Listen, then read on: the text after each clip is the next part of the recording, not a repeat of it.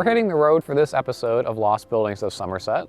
Last time, Krista discussed Weston Farm, land that was once part of Somerset Place but was purchased by Arthur Collins in 1867.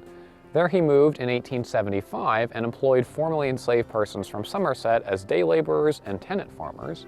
The latter lived in on-site housing around Weston Canal, some of which might have been converted former slave dwellings from the area. These tenant houses were standing by 1878. Somerset's former enslaved butler Luke Davis lived in one of these houses by 1880, which stood about a quarter mile from the Weston farmhouse. His family occupied the building until the 1930s, which you can see in this 1952 photograph. Luke married Isabella Baum, and together they had 8 children. However, Isabella passed away between 1870 and 1880, so she likely did not live in the tenant house at Weston with Luke. At least one of their children did live there, though, including Johnny, who was born into slavery in 1861, and his wife Ida.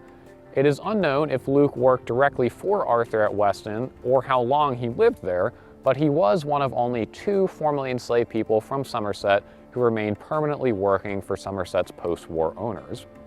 He was also a communicant of St. David's Episcopal Church in Cresswell until his death in 1891. According to the parish register, he was buried in the church cemetery. Meanwhile, tenants continued to occupy the other dwellings after Arthur Collins sold the farm in 1886. The 1910 census lists white and black residents living in the area, including descendants of enslaved people from Somerset Place.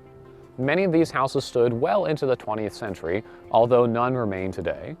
To learn more about the post-Civil War history of Somerset Place, join us for our special guided tour offered on the 3rd Saturday of every month at 1 p.m. or by reservation for groups of 15 or more. Be sure to subscribe to our YouTube channel as well and ring the bell to receive notifications of our latest uploads. Until next time, thanks for tuning in.